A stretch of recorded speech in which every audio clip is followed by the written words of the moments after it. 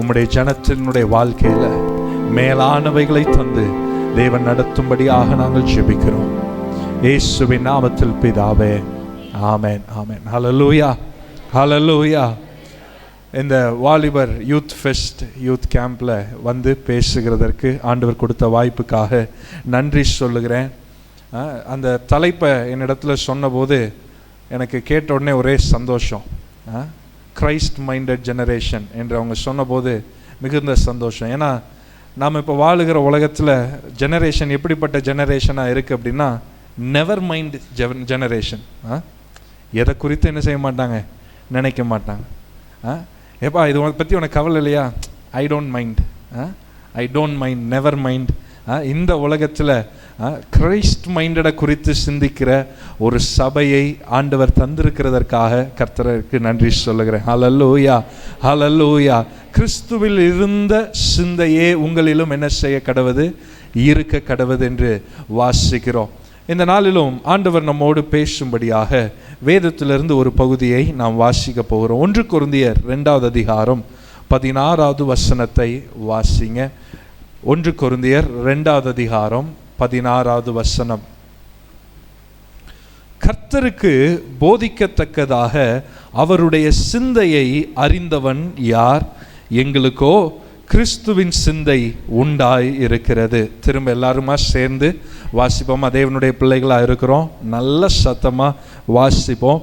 கர்த்தருக்கு போதிக்கத்தக்கதாக அவருடைய சிந்தையை அறிந்தவன் யார்? எங்களுக்கோ கிறிஸ்துவின் சிந்தை உண்டாய் இருக்கிறது.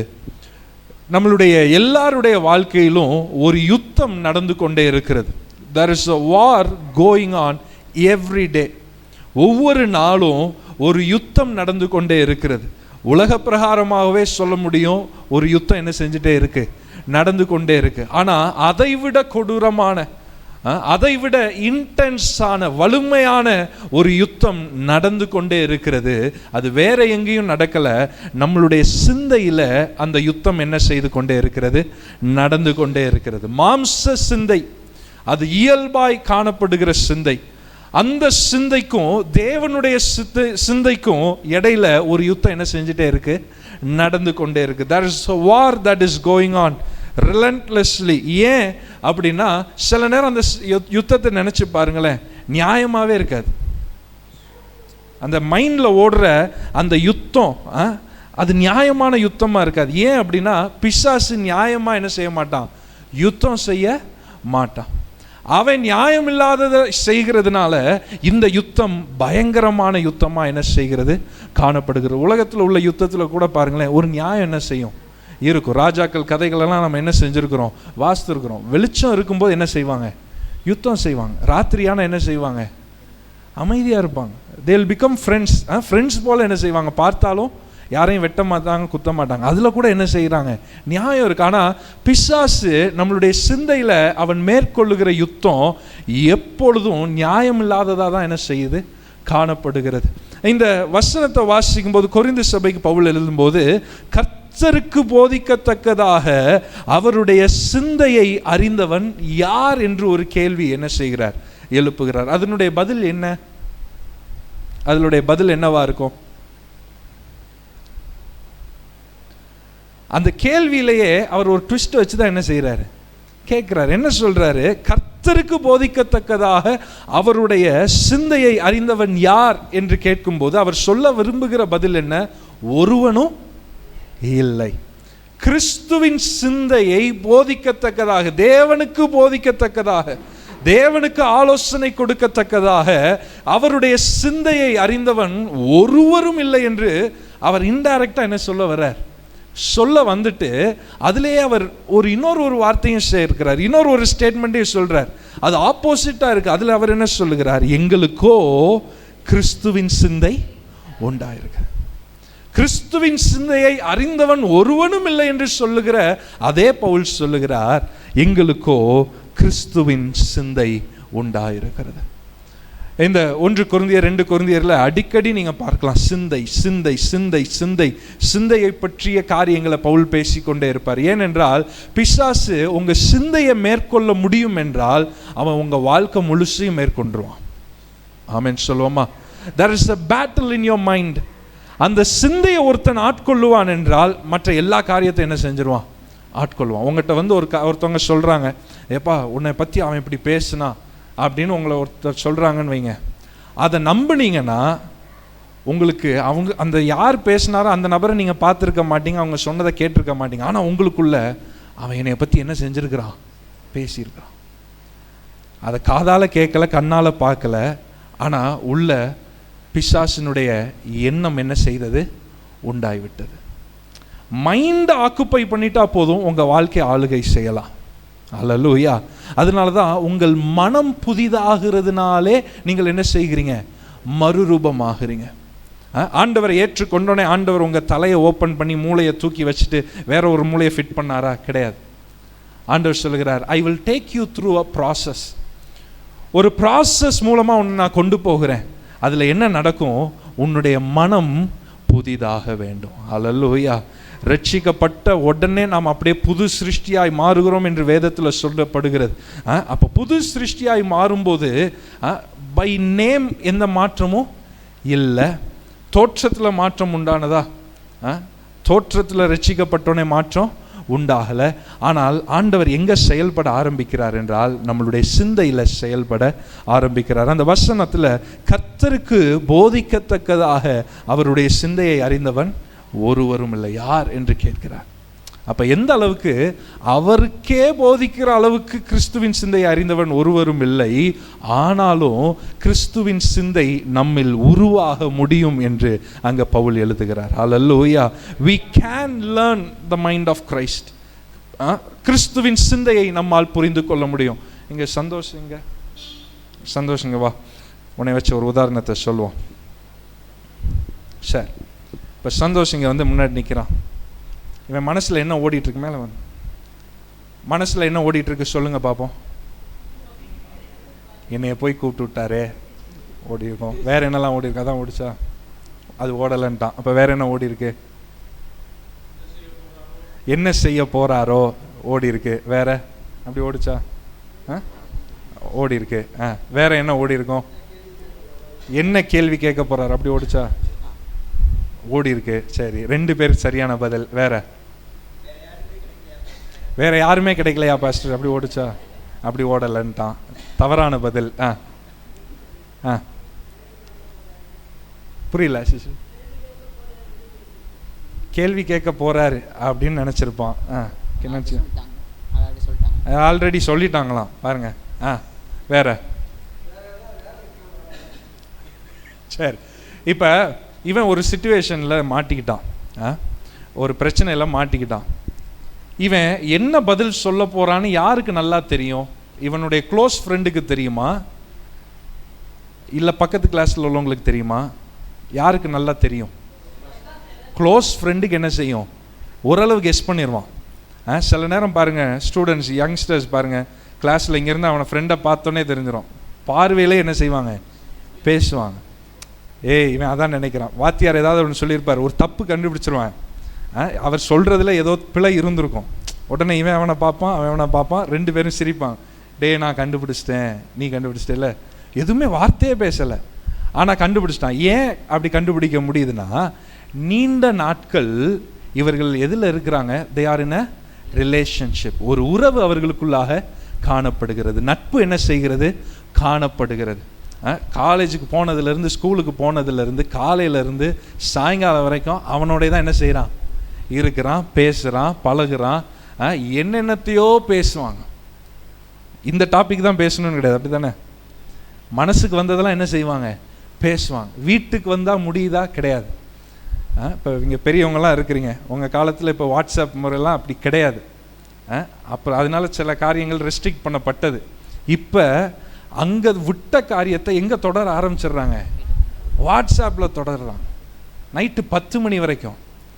தூங்கும்போதும் பெட்ஷீட்டை இழுத்து மூடிட்டு உள்ள என்ன செய்கிறான்? பேசுகிறான். அப்படி தானே? இல்லையா? சரி, தேங்க்யூ. அப்போ யார் அவனுடைய சிந்தையை புரிந்து கொள்ள முடியுது அப்படின்னா, அவனோடு டைரக்ட் ரிலேஷன்ஷிப், நேரடியாக உறவு கொள்ளுகிறவர்களால் அவனுடைய சிந்தை என்ன செய்ய முடியும்? கண்டுகொள்ள முடியும். நான் வேலை பார்த்த இடத்துல அங்கே மேனேஜர் இருப்பார். அவர் ஒரு மிஸ்டேக் பண்ணுவார். அவர் எப்படி டீல் பண்ணுறாரு, டைரெக்டாக பேசுகிறதில்ல. என்ன பேங்க்கில் வரும்போது ஒரு கஸ்டமர் கிளைண்ட் வர்றார், அந்த கிளைண்ட்டை எப்படி பிடிக்கிறாருன்னு எங்களுக்கு என்ன செய்யும் தெரியும். ஏன்னா அவர் பல முறை பல பேர்கிட்ட இதே வித்தை என்ன செஞ்சுருக்கிறாரு, பயன்படுத்தி இருக்கிறார். அதனால எப்பா ஒருத்தர் வந்துட்டார், சிக்க போகிறார், நான் என் ஃப்ரெண்டை பார்ப்பேன், என் கூட வேலை பார்க்குறவங்கள பார்ப்பேன், அவங்க என்னைய பார்ப்பாங்க, மாட்டிக்கிட்டான் ஒருத்தன் அப்படின்னு என்ன செய்வோம், பார்த்துக்கொள்வோம். ஏன் அப்படின்னா ஒருவரை டைரெக்டாக பார்த்து பல முறை என்ன செஞ்சுருக்கிறோம், பழக்கம் உண்டு. அது எங்களுடைய நட்புலையும் என்ன செய்யும், வெளிப்பட ஆரம்பிக்கும். அப்போ கிறிஸ்துவின் சிந்தையை எப்படி அறிந்து கொள்ள முடியும் என்றால் அவரோடு உள்ள டைரக்ட் ரிலேஷன்ஷிப். பக்கத்தில் உள்ளவங்களை பார்த்து கைப்பிடிச்சு சொல்லுங்க, நேரடி உறவு அவசியம். ஆமாம், திரும்ப சொல்லுங்க, நேரடி உறவு அவசியம். நேரடி உறவு.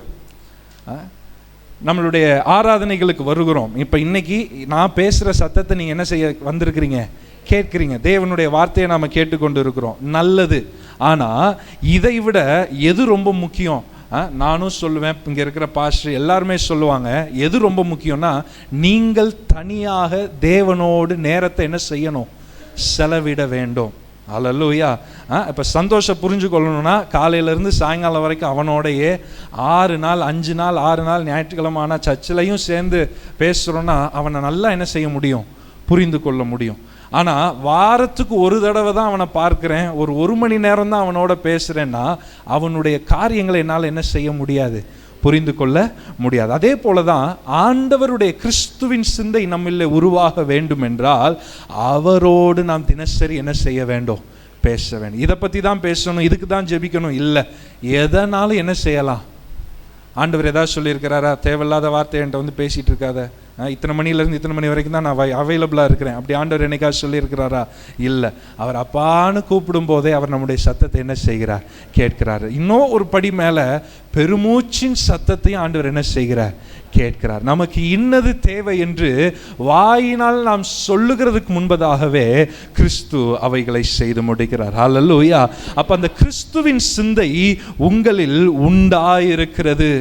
நாம் இங்கே கூடி வந்திருக்கிறோன்னா ஏன் கூடி வந்திருக்கிறோம், அந்த கிறிஸ்துவின் சிந்தையை அறிந்து கொள்ள, அந்த கிறிஸ்துவின் சிந்தையை புரிந்து கொள்ள நாம் இங்கே என்ன செய்து வந்திருக்கிறோம், கூடி வந்திருக்கிறோம். நான் எழுதி வைத்த ஒரு காரியம், it is easy to have a mind for Christ. தேவனை பற்றிய சிந்தை இருக்கிறது, அது ஒரு வகையில் நடந்துடும்.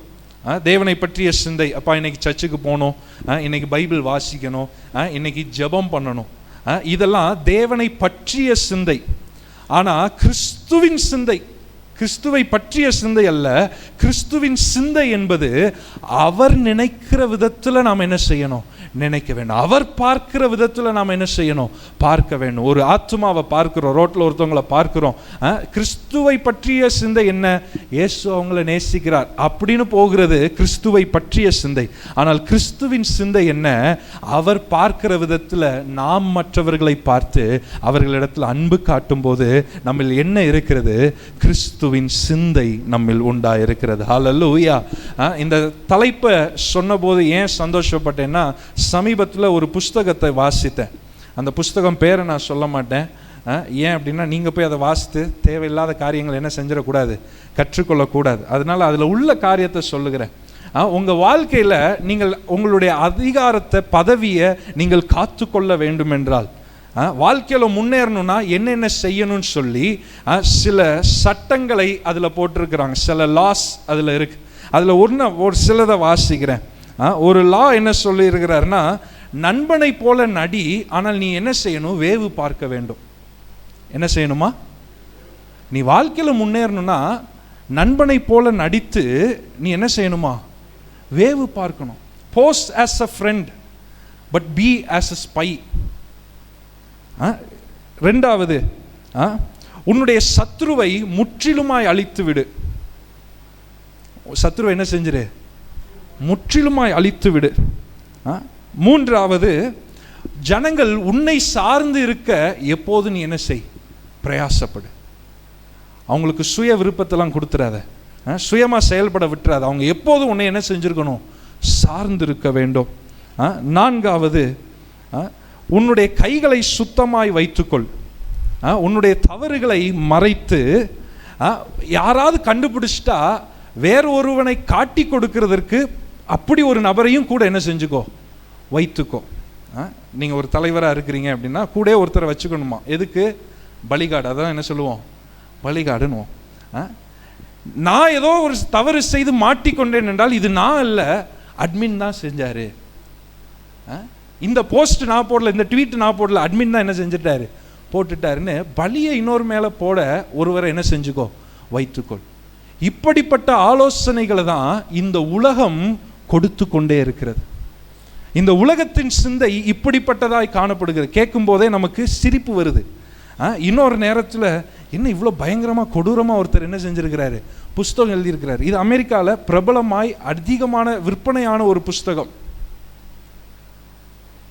இதன் நடுவில் தான் நாம் செய்கிற ஊழியம் கிறிஸ்துவின் சிந்தை உடையவர்களாய் மாற நாம் வாஞ்சிக்கிறோம். ஹல்லேலூயா. நம்மளுடைய பிள்ளைங்க கிறிஸ்துவின் சிந்தை உடையவர்களாக இருக்கணும்.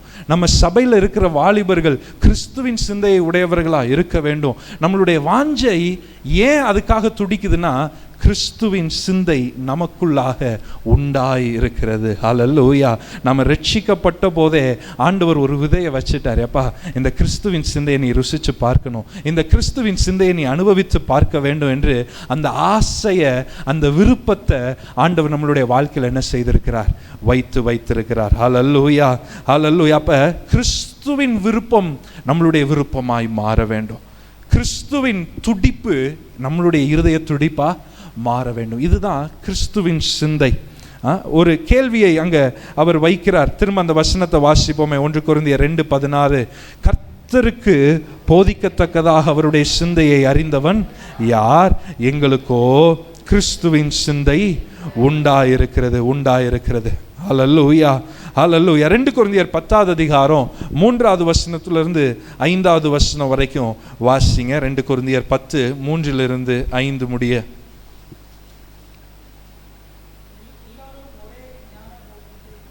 ரெண்டு கொரிந்தியர் 10 3 5. நாங்கள் மாம்சத்தில் நடக்கிறவர்களாயிருந்தோம், மாம்சத்தின்படி போர் செய்கிறவர்கள் அல்ல. எங்களுடைய போராயுதங்கள் மாம்சத்துக்கு ஏற்றவர்களாயிராமல் அரண்களை நிர்மூலமாக்குகிறத்தக்கதாக தேவ பலமுள்ளதாய் இருக்கிறது. அவைகளால் நாங்கள் தர்க்கங்களையும் தேவனை அறிகிற அறிவுக்கு விரோதமாய் எழும்புகிற எல்லா மேட்டிமையையும் நிர்மூலமாக்கி எந்த எண்ணத்தையும் கிறிஸ்துவுக்கு கீழ்ப்படிய சிறைப்படுத்துகிறவர்களாய் இருக்கிறோம். Take every thought captive. இந்த கிறிஸ்துவின் சிந்தை நம்மில் உருவாக வேண்டும் என்றால் நாம் முதலாவது செய்ய வேண்டிய காரியம், நம்மளுடைய எண்ணங்களை யாருடைய ஆளுகைக்கு ஒப்பு கொடுக்கணும்? கிறிஸ்துவின் ஆளுகைக்கு ஒப்பு கொடுக்க வேண்டும். ஹல்லேலூயா. நம்மளுடைய எண்ணங்களில் தவறான எண்ணம் வரதான் செய்யும். அது மனிதன் இயல்பாய் காணப்படுகிறது. ஆனால் ஆண்டவர் நம்மள்கிட்ட உடனே உணர்த்துவார், இது தவறு என்று. ஆண்டவர் என்ன செய்வார்? உணர்த்துவார். உணர்த்தின போதே சொல்லணும், ஆண்டவரை என்னை மன்னித்து விடுங்கப்பா, இந்த சிந்தை என்னிலிருந்து நீங்கட்டும். ஹல்லேலூயா. Take every thought. ஏதோ சில எண்ணங்களை மாத்திரம் சொல்லலை, அந்த வசனத்தில் வாசிக்கிறோம், டேக் எவ்ரி தாட், எல்லா எண்ணங்களையும் கிறிஸ்துவின் ஆளுகைக்கு ஒப்பு கொடுத்து, அது இன்னும் ஒரு படி மேலே என்ன வாசிக்கிறோம், சிறைப்படுத்துகிறவர்களா என்ன செய்யணும்? இருக்கணும். சிறைப்படுத்துகிறது. ஏதோ ஆளுகைக்கு நீங்கள் பார்த்துக்கோங்க அப்படி இல்லை, அதை சிறைப்படுத்தணும், அதை எழும்ப விடாமல் பண்ணணும். அப்படி கிறிஸ்துவின் சிந்தை நம்மில் உருவாகுகிறதற்கு வேற எல்லா எண்ணங்களையும், தேவன் வெறுக்கிற எண்ணங்கள், தேவன் விரும்பாத காரியங்களை எல்லாம் கிறிஸ்துவின் சிந்தைக்கு சிறைப்படுத்த தேவன் நம்மை அழைக்கிறார். ஹல்லேலூயா, ஹல்லேலூயா. நம்மளுடைய லைஃப்ல பாருங்க, ஜெபிக்கணும்னு நினைப்போம், கண்ணை மூடினா ஜபமாக ஓடுது, வேற ஏதோ சிந்தனை வருது. இப்போ இங்கே நம்ம கூடியிருக்கிறோம், நான் பேசிக்கிட்டு இருக்கும்போதே உங்களில் எத்தனை பேருடைய சிந்தை எங்கே போயிருக்குன்னு தெரியல. சொல்லுவாங்கள்ல, மைண்ட் வந்து it's like a monkey. Mind எப்படியா? குரங்கு போல. ஒருவன் தோட்டத்தில் தோப்பில் ஏகப்பட்ட தென்னை மரமா, திடீர்னு பார்க்குறான் ஒரு குரங்கு என்ன செய்யுது, ஒரு மரத்து மேலே இருக்கு. இவன் இங்கே பாரு, இன்னைக்கு ஒரு வழி பண்ணுறேன்னு சொல்லிட்டு அந்த தென்னை மரத்தை வெட்டுனானா. கீழே விழுந்தது. என்ன இல்லை, ஏன்? அடுத்த மரத்துக்கு தாவிருச்சு. அங்கேயா போன, இந்தா வரேன், வெட்டுனானா. அந்த மரம் என்ன செஞ்சிச்சு, விழுந்தது. ஆனால் என்ன இல்லை, அதுதான் நம்ம மனசு என்ன செய்யும், இப்படிதான் தாவிக்கிட்டே இருக்கும். ஆனால் ஒரு ஆளுகைக்கு நாம் ஒப்பு கொடுக்க வேண்டும். ஹல்லேலூயா. நாம் ஒவ்வொரு சிந்தை, ஒவ்வொரு எண்ணத்தையும் கிறிஸ்துவின் ஆளுகைக்கு நாம் ஒப்பு கொடுக்கும்போது கிறிஸ்துவின் சிந்தை நம்மளிலே உருவாக ஆரம்பிக்கிறது. ஹல்லேலூயா.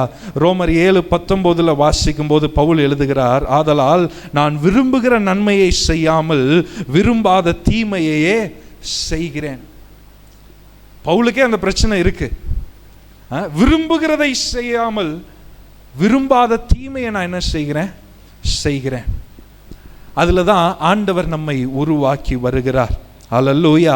அப்போ ஒவ்வொரு எண்ணங்களையும் தேவனுடைய ஆளுகைக்கு நாம் ஒப்பு கொடுக்க வேண்டும் என்றால் என்னென்ன செய்ய வேண்டும் என்று சில காரியங்களை மாத்திரம் சொல்லி நான் முடிக்க விரும்புகிறேன்.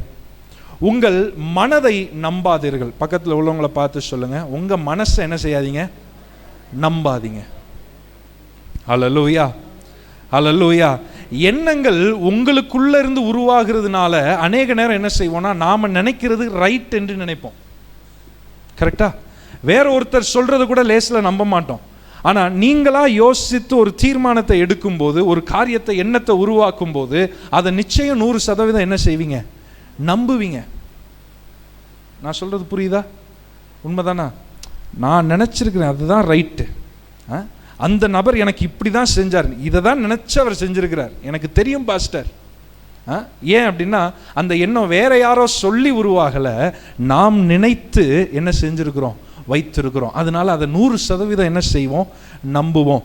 ஆனால் வேதத்தில் நம்மளுடைய சிந்தையை குறித்து சில வார்த்தைகள் சொல்லப்பட்டிருக்கிறது. நம்மளுடைய எண்ணம், சிந்தை எப்படிப்பட்டதான்? 2 ராஜாக்கள் 6:11 வாசிக்கும் போது a troubled mind, குழப்பம் உள்ள மனது என்று அங்கே வாசிக்கிறோம். இருதயம் குழம்பி என்ற வசனம், அந்த வார்த்தை வருகிறத பார்க்கிறோம். வசனங்களை நம்ம திருப்பி வாசிக்கிறதுக்கு நேரம் இல்லை, நான் வேகமாக வாசிக்கிறேன். 2 ராஜாக்கள் 6:11 வாசிக்கும் போது it is a troubled mind. 1 Timothy 6:5 வாசிக்கும் போது இட் இஸ் அ டிப்ரேவ்ட் மைண்ட். கெட்ட சிந்தை உள்ளவர்கள், கெட்ட சிந்தை உள்ளவர்களாக இருக்கிறோம். ரோமர் 8:7 வாசிக்கும் போது மாம்ச சிந்தை தேவனுக்கு விரோதமான பகை என்று வாசிக்கிறோம். It's a sinful mind. It's a sinful mind. குழப்பம் நிறைந்த இருதயம், குழப்பம் நிறைந்த சிந்தை, பாவம் நிறைந்த கெட்ட சிந்தை உள்ளவர்களாக இருக்கிறோம். பாவம் நிறைந்த சிந்தை உள்ளவர்களாக இருக்கிறோம். 2 கொரிந்தியர் 3:14 வாசிக்கும் போது மனது கடினப்பட்டது. It's a hardened mind. hardened mind. 2 கொரிந்தியர் 4:4 வாசிக்கும் போது மனதை குருடாக்கினான் என்று வாசிக்கிறோம். பிசாசு குருடாக்கப்பட்ட மனது. 2 தீமோத்தேயு 3:8 வாசிக்கும் போது கரப்ட் மைண்ட், துர்புத்தி உள்ள மனது என்று நாம் வாசிக்கிறோம். It's a corrupt mind. வசனம் நம்மளுடைய சிந்தையை பற்றி சொன்ன வார்த்தைகளை நான் என்ன செஞ்சிருக்கிறேன், சொல்லியிருக்கிறேன். இப்போ சொல்லுங்க, இந்த மனதை நம்பலாமா, நம்பக்கூடாதா? நம்பவே கூடாது. நீங்க நினைச்சதுனால அது சரியாகிறது இல்லை. கர்த்தர் என்ன நினைக்கிறாரோ அதை நாம நோக்கி பார்க்க வேண்டும். ஹல்லேலூயா. நான் நினைச்சிருக்கிறேன் அதனால இதுதான் சரி இல்லை. கர்த்தர் இதை எப்படி பார்க்கிறார் என்று பார்க்கிறவன் யாருடைய சிந்தை உடையவனா இருக்கிறான்? கிறிஸ்துவின் சிந்தை உடையவனா இருக்கிறான். ஹல்லேலூயா. ஊழியத்திற்கு ஆண்டவர் நம்மை அழைக்கிறாரா? ஆண்டவர் ஊழிய பொறுப்புகளை தருகிறாரா? கிராம ஊழியங்களுக்கு செல்லுகிறோம், சுவிசேஷத்தை அறிவிக்கிறோம், VBS நடத்துகிறோம், ஆண்டவர் அறியாத ஜனங்களை சந்திக்கிறோம். அவர்களை பார்க்கிற போதெல்லாம் எப்படி பார்க்கணும்? கிறிஸ்து அவர்களை பார்க்கிறது போல பார்க்க வேண்டும். ஹல்லேலூயா. ஹல்லேலூயா. பல கோடிகளை செலவழித்து ஒருத்தர் தான் ரட்சிக்கப்பட்டாலும் அது நாம் செலவழித்த கோடிகளை விட விலை மதிப்பு கூட உள்ளது. ஹல்லேலூயா. அப்போ நம்மளுடைய சிந்தை எப்பொழுதும் கிறிஸ்து பார்க்கிற விதத்தில் என்ன செய்யணும், பார்க்கணும். அப்போனா எதை மண்டையில் கொட்டி உட்கார வைக்கணும்னா நம்மளுடைய மாம்ச சிந்தை என்ன செய்யணும், அமர்த்தணும். ஹல்லேலூயா. ஹல்லேலூயா. அவர் mind is broken. we have a broken mind. நம்மளுடைய சிந்தைக்கு வியாதி இருக்கு. அதை அறியத்தக்கவன் யார் என்று வேதத்தில் வாசிக்கிறோம். எரேமியா 17:9 வாசிக்கிறோம், எல்லாவற்றை பார்க்கிலும் இருதயமே சிறுக்குள்ளதும் மகா கேடுள்ளதுமா இருக்கிறது, அதை அறியத்தக்கவன் யார்? எல்லாத்த விட மோசமானது எது? மனுஷனுக்கு இருக்கிற எண்ணம், அந்த இருதயம், சிந்தை. அதை அறியத்தக்கவன் யார் என்று நாம் வாசிக்கிறோம். ஆண்டவர் நமக்கு வெளிப்படுத்தி கொண்டே இருக்கிறார். ஹல்லேலூயா. என்னிலே பாவம் இல்லை என்று சொல்லுகிறவன் என்ன சொல்லுகிறான்? அதுதான் பாவமே. ஆமென் சொல்லுவோமா? என்னில் பாவம் இல்லை என்று சொல்லுகிறவன் தான் பெரிய பாவத்தை என்ன செய்கிறான். அப்போ நாம் எல்லாரும் பாவிகளாக இருக்கிறோம். ஆண்டவர் நம்மை கழுவி பரிசுத்தமாக்கி கொண்டே இருக்கிறார். எதற்காக? கிறிஸ்துவின் சாயல் நம்மிலே உருவாகிறதற்கு. ஹல்லேலூயா. அந்த சாயல் எப்போ உருவாகும்னா, கிறிஸ்துவின் சிந்தை நம்மிலே உருவாகும் போது நம்ம நடக்கிற விதம் மாறும், நம்மளுடைய பேச்சு மாறும், நம்மளுடைய செயல்பாடுகள் மாறும், நம்மளுடைய ஊழியங்கள் மாறும், நம்மளுடைய குடும்பத்தில் ஆண்டவருடைய கிரியையை பார்க்க முடியும், அற்புத அடையாளங்கள் நடைபெறும், தேவனுடைய வார்த்தையை டைரக்டாக கேட்டு ஆண்டவரை ருசிச்சு பார்க்கிற அனுபவம் உண்டாகும். அப்பதான் தேவனுடைய சாயல் நம்மள என்ன செய்யும்? உருவாகி கொண்டே இருக்கும். ரெண்டாவது காரியம், உங்களுடைய சிந்தையை காத்து கொள்ளுங்கள். Guard your mind. கம்ப்யூட்டரில் இப்போ அந்த வார்த்தைகள் ரொம்ப பயன்படுத்தப்படுகிறது இல்லை, ஆனால் GIGO என்ற ஒரு வேர்ட், ஒரு ஆக்ரோனிம் என்ன அப்படின்னா, garbage in garbage out. Computer ப்ரோக்ராமில் கார்பேஜ் டேட்டா, சும்மா ஒரு டம்மி டேட்டாவை கொடுத்தீங்கன்னா டம்மி ரிசல்ட் என்ன செய்யும்? கொடுக்கும். அது பேர் தான் அந்த GIGO. அதே போல தான் நம்மளுடைய சிந்தையில் குப்பைகளை உள்ள நிரப்புவோம் அப்படின்னா எடுத்தால் என்ன தான் வரும்? குப்பை தான் வரும். எத்தனை பேர் வீட்டில் பிரியாணிக்குரிய காரியங்களை எல்லாம் அடுப்பில் வச்சுட்டு வெளியில் வரும்போது பொங்கல் வந்தது? எத்தனை பேர் வீட்டில் பொங்கல் வந்தது? வராது. ஏன்? உள்ள போட்ட பொருள் என்னது?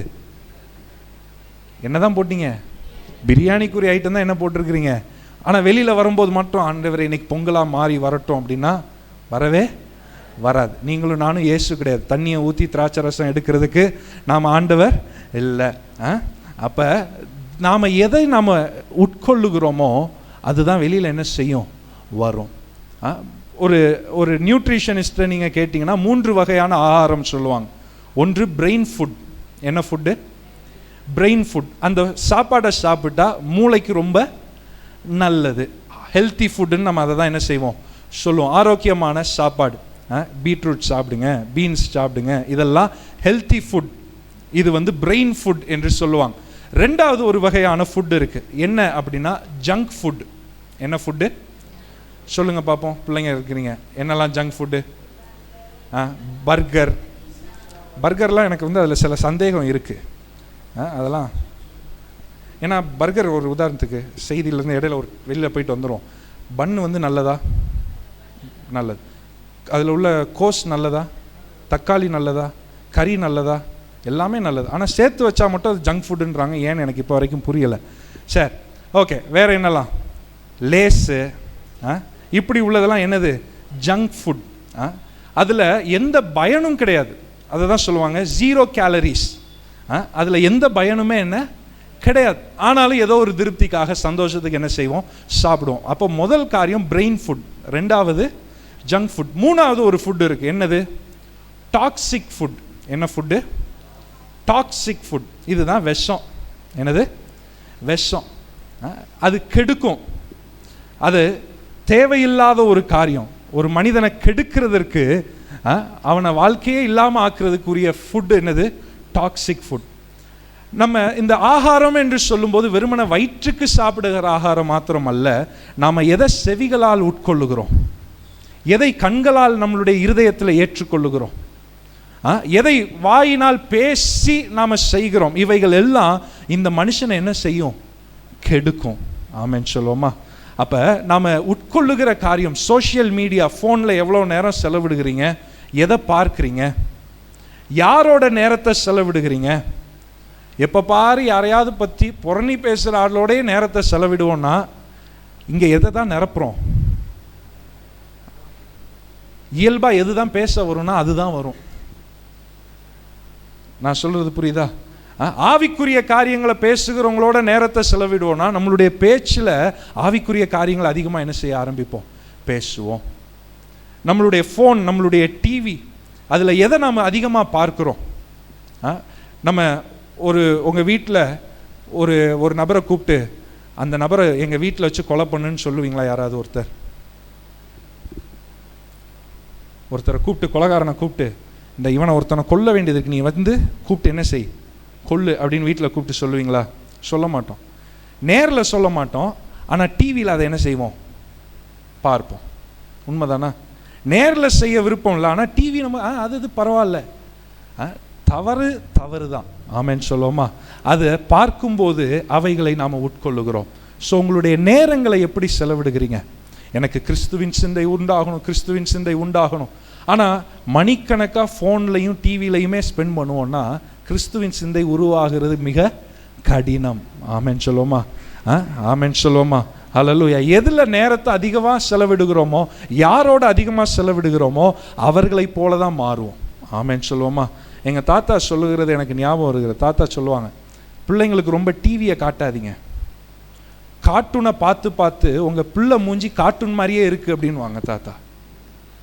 நம்ம எதை அதிகமாக பார்க்குறோம், எதை நம்ம அதிகமாக ரசிக்கிறோம், அது போலவே மாறுவோம். ஆமென் சொல்லுவோமா? அப்போ நம்ம எதை நம்மளுடைய மனதில் ஏற்றுக்கொள்ளுகிறோம் என்பதில் ஜாக்கிரதையாய் இருக்க வேண்டும். அல்லேலூயா. கடைசியாக ஒரு காரியத்தை சொல்லி நான் முடிக்க விரும்புகிறேன். மத்தேயு 11வது அதிகாரம் 28, 29வது வசனத்தை வாசிங்க. மத்தேயு 11வது அதிகாரம் 28, 29. வருத்தப்பட்டு பாரம் சுமக்கிறவர்களே, நீங்கள் எல்லாரும் என்னிடத்தில் வாருங்கள், நான் உங்களுக்கு இளைப்பாறுதல் தருவேன். தொடர்ந்து வாசிங்க.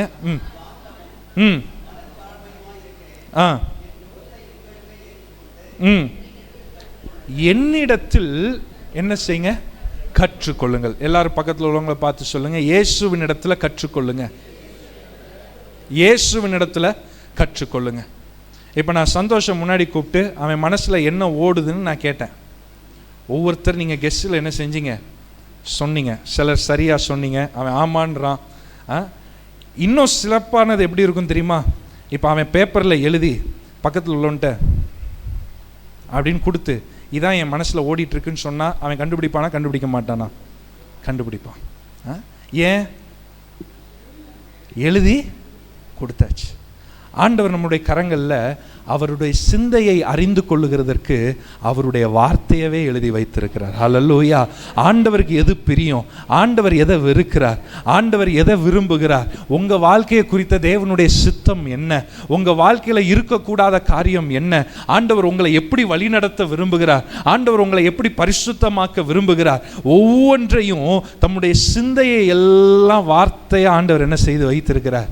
எழுதி வைத்திருக்கிறார். வேத வாக்கியங்கள் எல்லாம் தேவ ஆவியானவரால் அருளப்பட்டிருக்கிறது. எதற்காக? எந்த மனுஷனும் தேறினவனாக காணப்பட. ஹல்லேலூயா. அவைகள் எதற்காக உபயோகப்படுத்தப்படுகிறது?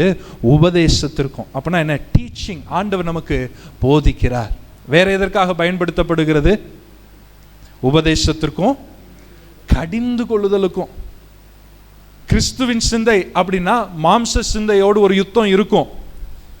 அந்த யுத்தம் செய்யும் போது ஏதோ ஒரு காரியத்தில் விழுந்து போகிறோன்னா ஆண்டவருடைய வார்த்தை நம்மளை கடிந்து கொள்ளும். நீ செய்கிறது தவறு, நீ ஏன் சிந்தை உடையவனா காணப்படணுமே, இந்த காரியம் என்னுடைய சிந்தையில் இல்லவே இல்லை. கடிந்து கொள்ளுகிறதுக்கும் வேற சீர்திருத்ததுக்கும். அப்படின்னா என்ன அர்த்தம்? கரெக்ஷன். உன்னை கடிந்து கொள்ளுகிறது மாத்திரம் தேவனுடைய வேலை இல்லை. சிலர் இருப்பாங்க, திட்டிக்கிட்டே இருப்பாங்க, என்ன பண்ணாலும் திட்டுவாங்க. ஆமென் சொல்லுவோமா? ஆண்டவருடைய வார்த்தை கடிந்து கொள்ளுகிறது மாத்திரம் அல்ல, கிறிஸ்துவின் சிந்தை, நீ இழந்து போன அந்த காரியங்கள் எல்லாம் உன்னில திரும்ப தோன்றுகிறதற்கு ஆண்டவர் வழியையும் ஆண்டவர் ஏற்படுத்தி தருகிறார். ஹல்லேலூயா. அவர் சீர்திருத்துகிறார். வேற கடைசியா ஒரு காரியம், அவர் நீதியை என்ன செய்கிறார்? படிப்பிக்கிறார். ஹல்லேலூயா.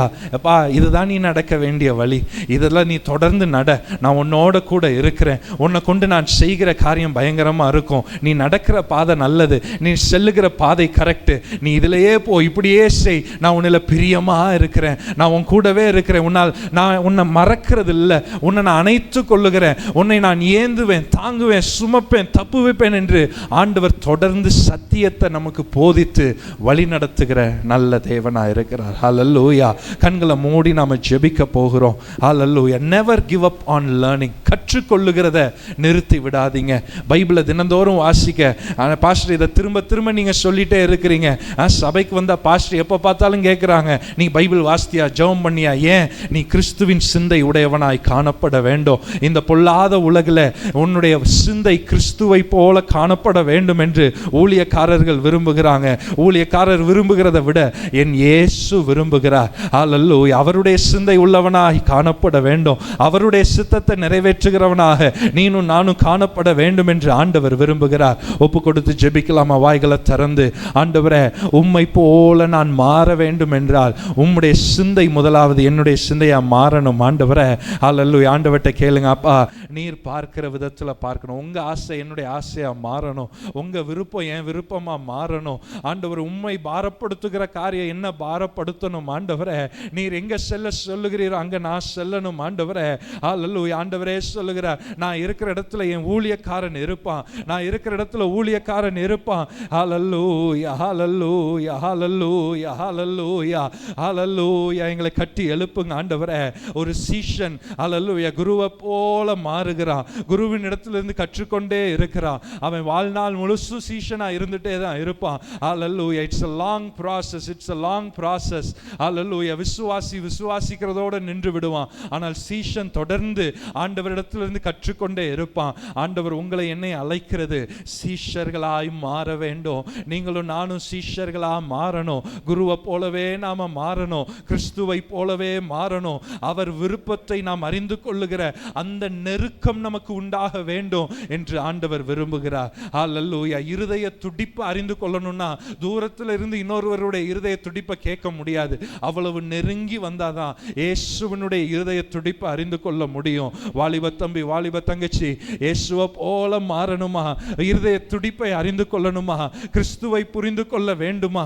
ஹல்லேலூயா. நெருங்கி வா, நெருங்கி வா. ஆண்டவர் சமூகத்தில் வா. ஆண்டவருடைய பிரசன்னத்தில் வந்து அமர்ந்து காத்திரு. ஹல்லேலூயா. நீ அநேக காரியங்களை குறித்து கவலைப்படுகிறா. தேவையானது ஒன்றே, அவரிடத்திலிருந்து நல்ல பங்காய் தெரிந்து கொள்ள வேண்டும். இருக்கிறங்களை எலும்பி நின்று நம்ம ஜெபிப்போமா? ஹல்லேலூயா. ரெண்டு கரங்களை வானத்துக்கு நேரா உயர்த்தி, ஆண்டவர் என்னை உம்மை போல மாற்றும். யெகோவா ஹோசேனு, என்னை மீண்டும் கட்டுகிறீர். ஹல்லேலூயா, ஹல்லேலூயா, ஹல்லேலூயா. ஓ ரிபானா ஷேதா ரஹதி அஞ்சனரபா. நல்ல வாய்களை திறந்து, நல்ல வாய்களை திறந்து, ஆண்டவரே கிறிஸ்துவின் சிந்தை என்னிலே உருவாகட்டும். ஆண்டவரே, ஹல்லேலூயா, ஹல்லேலூயா, ஹல்லேலூயா. மனிதர்கள் எத்தனையோ காரியங்களை பேசுகிறாங்க. இந்த உலகம் ஆண்டவரை எங்களை வணைந்து வருகிறது. அதை போல மாற்ற நினைக்கிறது. இந்த உலகத்தை போல நாமும் காணப்பட வேண்டும் என்று நினைக்கிறது, பிரயாசப்படுகிறது. ஆனால் ஆண்டவரை நாங்கள் எதிர்த்து நிற்கிறோம். ஆண்டவரை பிசாசின் செயல்களுக்கு, மனுஷிக யோசனைகளுக்கு எதிர்த்து நிற்கிறோம். ஆண்டவரை நான் கிறிஸ்துவை போல மாற வேண்டும் ஆண்டவரே என்று துடிக்கிற ஆண்டவரை உம்முடைய பிள்ளைகளுடைய இருதயங்களை நோக்கி பார்த்தருளுவீராக.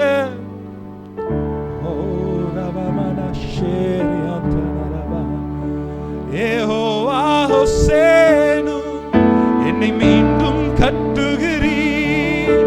யெகோவா சபையோ, என்னை ஆளுகை செய்கிறீர். யெகோவா ஹோசேனு, என்னை மீண்டும் கட்டுகிறீர். யெகோவா சபையோ, என்னை ஆளுகை செய்கிறீர். நீர் இல்லாமல் ஒன்றுமில்லையே, என்னை தள்ளாமல் சேர்த்து கொண்டீரே. நீர் இல்லாமல், நீர் இல்லாமல் ஒன்றுமில்லையே, என்னை தள்ளாமல் சேர்த்து கொண்டீரே. நீர் இல்லாமல் ஒன்றுமில்லையே, என்னை தள்ளாமல் சேர்த்து கொண்டீரே.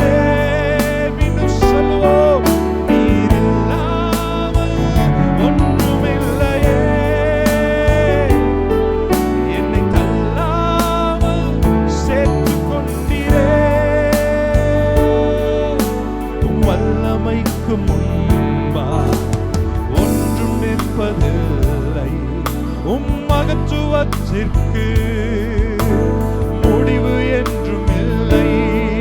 உம் வல்லமைக்கு முன்பாக ஒன்றும் நிற்பதில்லை. உம் மகத்துவத்திற்கு முடிவு என்றும் இல்லை. யெகோவா ஹோசேனு, என்னை மீண்டும் கட்டுகிறீர். யெகோவா சபையோ, என்னை ஆளுகை செய்கிறீர். மீண்டும் சொல்லுவோம்.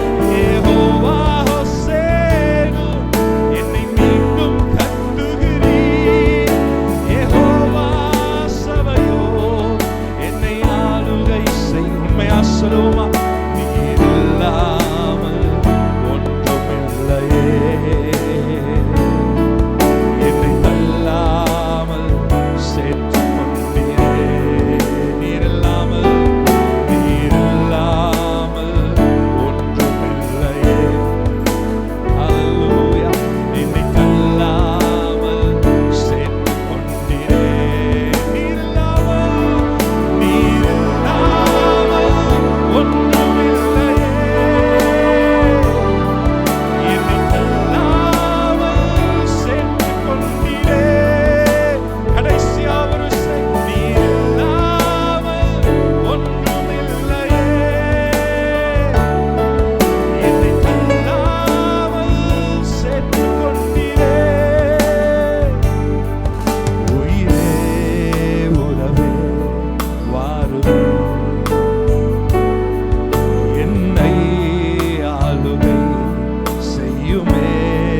உயிரே உயிரே உறவே வாருமே, என்னை ஆளுகை செய்யுமே. உயிரே உயிரே உறவே வாருமே,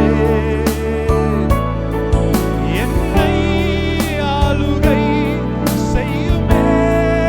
உயிரே உயிரே உறவே வாருமே,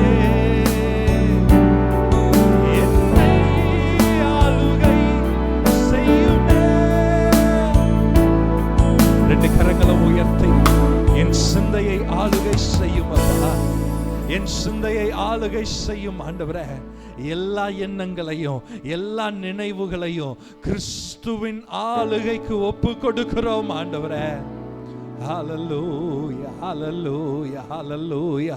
இந்த உலகத்துக்குரிய ஒத்த வேஷத்தை நாங்கள் சரியாமல், இந்த ஆண்டவரே, இந்த உலகத்தின் வழக்கத்தின்படி, வேதத்தில் வாசிக்கிற உலகத்தின் வழக்கத்தின்படி இல்லை, எங்களுக்கு அந்த வழக்கம்லாம் வேண்டாம்ப்பா. கிறிஸ்து விரும்புகிற காரியம், ஆண்டவர் எங்களில் எதிர்பார்க்கிற காரியம், அந்த பரலோகத்தின் வழக்கத்தின்படி, ஹல்லேலூயா, தேவனுடைய ராஜ்யத்தின் வழக்கத்தின்படி ஆண்டவரை செயல்படுகிறவர்களாக, கிட்டி சேருகிறவர்களாக, தேவனை ஆராதிக்கிறவர்களாக, ஊழியம் செய்கிறவர்களாக, சாட்சியாய் ஜீவிக்கிறவர்களாக, தேவன் எங்கள் ஒவ்வொருவரையும் மாற்றும்படியாக நாங்கள் ஜெபிக்கிறோம் ஆண்டவரே. ஹல்லேலூயா. கிறிஸ்துவின் சிந்தை உங்களிலே உருவாயிருக்கிறது. ஹல்லேலூயா. இது மாம்ச பலத்தினால உருவான காரியம் அல்ல. கிறிஸ்துவின் சிந்தையினில உருவாகணுன்ற விருப்பத்தை நாமா தேடி உருவாக்கவில்லை. ஆண்டவர் நம்மளுடைய இருதயத்தில் அந்த விதையை வைத்திருக்கிறார். நித்தியத்தை அவர்கள் இருதயத்தில் வைத்தேன் என்று வேதம் சொல்லுகிறது.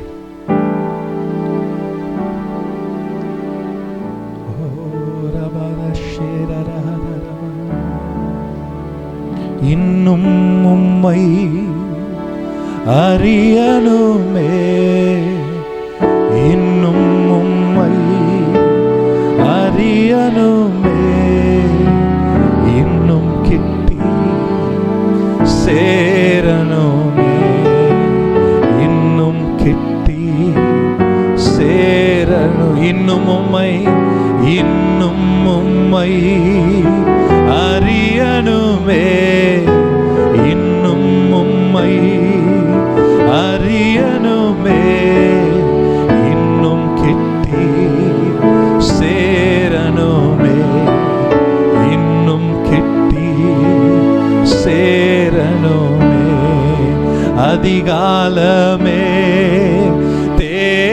தேடுகிறே உங்க சிந்தைய அதிகாலமே தேடுகிறே ஆர்வமுடன் நாடுகிறேன் கிறிஸ்துவின் சிந்தைய ஆர்வமுடன் நாடுகிறே பிரசன்னோ பிரசன்னோ தேவ பிரசன்னோ பிரசன்னோ பிரசன்னோ தேவ பிரசன்னோ. ஆண்டவருடைய பிரசன்னத்தை அனுபவிக்க ஏதோ ஒரு பரிசுத்த ஸ்தலத்தை தேடி ஓடணும்னு கிடையாது. நீங்க வீட்டில் இருக்கும் போதே அப்பா என்ன நிரப்புங்கன்னு சொன்னீங்கன்னா ஆண்டவர் அதே இடத்துல நிரப்புவார். வேலைக்கு வாகனத்தில் பிரயாணம் பண்ணும்போது ஆண்டவரே உங்க பிரசன்னத்தை உணரணும்னு சொல்லுங்க, அப்படியே தேவனுடைய மகிமை அந்த இடத்துல இறங்கும். வேலை செய்து கொண்டே இருக்கும்போது பலவீனமா உணர்கிறீங்களா, ஆண்டவர்கிட்ட சொல்லுங்க உங்க பலனை தாங்கப்பா. அந்த இடத்துல தேவனுடைய பிரசன்னத்தை உணர முடியும். யோசுவா எரிகோ பட்டணத்தின் மதில்களை ஒட்டி நடந்து அடுத்த நாள் என்ன சம்பவிக்கும் என்று தெரியாம இருக்கும்போது உருவிய பட்டயத்தோடு ஒருவர் நிற்கிறதை கண்டு, நீர் என் பக்கமா இல்லை எங்கள் சத்துருக்களின் பக்கமான்னு சொல்லும் கேட்கும்போது உங்க வார்த்தை உண்டாகிறது, அல்ல நான் உன் பக்கத்திலையும் இல்லை சத்ருவின் பக்கத்திலையும் இல்லை. அப்படின்னா என்ன அர்த்தம்? நீ போற போக்குலெல்லாம் பின்னாடி வரணும்னு நீ எதிர்பார்க்க கூடாது, நீ என் பக்கத்துல இருக்க வேண்டும். ஆண்டவர் அதை தான் உணர்த்துகிறார். நான் எதனாலும் செய்வேன், நான் இஷ்டம் போல வாழ்வேன், ஆண்டவர் என் கூட இருக்கணும்னு நான் இருக்க மாட்டேன். கிறிஸ்துவின் சிந்தையை உடையவர்களாக ஆண்டவர் எங்க இருக்கிறாரோ அங்க நாம காணப்பட வேண்டும். ஹல்லேலூயா. தொடர்ந்து ஆண்டவர் அந்த இடத்துல பேசுகிறது, உன் பாதரட்சைகளை அவிழ்த்து போடு, நீ நிற்கிற பூமி பரிசுத்த பூமி. அது ஒரு யுத்த களம், ஆனால் அதிலையும் ஆண்டவர் பரிசுத்த ஸ்தலத்தை ஏற்படுத்துகிறார். ஆண்டவர் எங்க வருகிறாரோ அந்த இடம் பரிசுத்த ஸ்தலம்.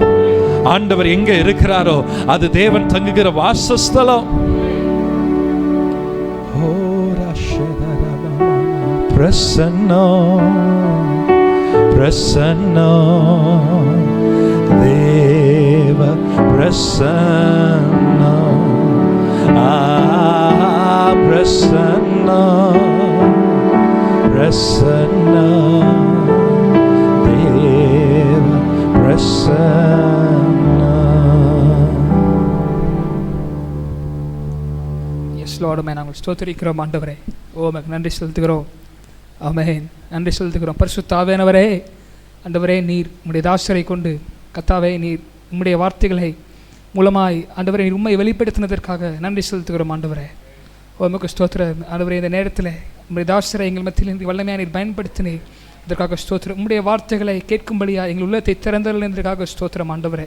உம்முடைய வார்த்தைகளை ஏற்றுக்கொள்ளும்படியாய் ஆண்டவரே எங்களை நீர் ஆண்டவரே ஸ்தோத்திரம் ஆண்டவரே. தொடர்ந்து ஆண்டவரே இதை நாங்கள் ஆண்டவரே உம்முடைய வார்த்தைகளின்படி நாங்கள் நடப்பதற்கு ஆண்டவரே இதை கேட்கிறவர்களாய் மாத்திரமல்ல, இதனுடைய ஆண்டவரே அன்றாட வாழ்க்கையிலே ஆண்டவரே இது கனிகளாக ஆண்டவரே இது வெளிப்படுவதற்கு கர்த்தர் தொடர்ந்து உங்களுடைய பரிசுத்த ஆவியானவரை நீர் எங்களுக்கு உதவி செய்யும்படியாக ஜெபிக்கிறோம். தொடர்ந்து எங்களுக்கு தாழ்த்துகிறோம். இந்த ஆண்டவரே முதலாம் நாள் கூட்டத்தை நீர் எங்களுக்கு ஆசீர்வதித்து கொடுத்தபடினால் ஸ்தோத்திரம் ஆண்டவரே. வந்திருக்கிற ஒவ்வொரு தேவ பிள்ளைகளையும் ஆண்டவர் நீர் கூட்டி வந்ததற்காக ஸ்தோத்திரம். உம்முடைய பிரசன்னத்தினால் உம்முடைய மகிமையினால் ஆண்டவரே உம்முடைய ஆண்டவரே வார்த்தையினால் நீர் எங்களை நிரப்பி ஆண்டவரே எங்களை நீர் ஆண்டவரே நீர் திருப்தியாக்கினதற்காக ஸ்தோத்திரம் செலுத்துகிறோம். எங்கள் ஆத்மாவை ஆண்டவரே தேற்றினதற்காக ஸ்தோத்திரம் செலுத்துகிறோம் ஆண்டவரே. தொடர்ந்து ஆண்டவரே மீதம் இருக்கிற நாளைக்கு நடக்கிற பரிசுத்த ஆராதனை, நாளைக்கு ஈவினிங் நடக்கிற யூத் மீட்டிங்காக ஜெபிக்கிறோம். தொடர்ந்து ஆவியானவர் நீர் எங்களுக்கு முன்பதாக கடந்து போகிறவர், தடைகளை நீக்கி கடந்து போகிறவர் ஆண்டவரை நீர் ஆண்டவரை கடந்து சென்று ஆண்டவரே நீர் மகிமையான காரியங்களை நடப்பிக்கும்படியாக நாங்கள் ஜெபிக்கிறோம் ஆண்டவரே. ஸ்தோத்திரம் கர்த்தாவே. தொடர்ந்து ஆண்டவரே எங்களை வழி நடத்தி கொள்ளுங்க, எங்கள் சிந்தைகளை நீர் காத்துக்கொள்ளும்படியாக நாங்கள் ஜெபிக்கிறோம் ஆண்டவரே. முழு மனதோடு எப்பொழுதும் அன்பு கூறுகிறவர்களாய் ஆண்டவரே நாங்கள் காணப்படும்படியாக கர்த்தர் கிருபை செய்யுங்க ஆண்டவரே. தொடர்ந்து ஆண்டவரே எங்களோடு நீங்கள் பேசுங்க. இந்த ராத்திரி தரிசனத்தின் மூலமாய் உம்முடைய வார்த்தையின் மூலமாய் ஆண்டவரே எங்களோடு பேசும்படியாக ஜெபிக்கிறோம். தொடர்ந்து எல்லா துதிக்கு நமக்கே நாங்கள் எடுக்கிறோம். எங்கள் மீட்பெரும் ரட்சகருமாகிய ஆண்டவராகிய இயேசு கிறிஸ்து நல்ல பிதாவே, ஆமென். என் ஆத்துமாவே கர்த்தரை ஸ்தோத்திரி, என் முழுமையுடைய பரிசுத்த நாமத்தை ஸ்தோத்திரி. என் ஆத்துமாவே கர்த்தரை ஸ்தோத்திரி, கர்த்தர் செய்த சகல வாரங்களையும் மறவாதே. ஆமென். நம்முடைய கர்த்தராகிய இயேசு கிறிஸ்துவினுடைய கிருபை, பிதாவாகிய தேவனுடைய அன்பு, பரிசுத்த ஆவியானவருடைய அந்யோன்ய ஐக்கியம், சந்தோஷம், சமாதானம் நம் அனைவரோடும், தேவனுடைய பிள்ளைகள் யாவரோடும் அவருடைய வருகை பரியந்தம் இருப்பதாக. ஆமென். கர்த்தர் உன்னை ஆசீர்வதித்து உன்னை காக்க பிரகாசிக்க பண்ணி கிருபையாக இருக்க கடவர். கர்த்தர் தமது முகத்தை பிரசன்னமாக்கி உனக்கு சமாதானம் கட்டளையிட கடவர் என்பதே. ஆமேன், ஆமேன், ஆமேன். எல்லாருக்கும் ஸ்தோத்திரம். கர்த்தர் உங்களை ஆசீர்வதிப்பாராக. நன்றி செலுத்துகிறோம்.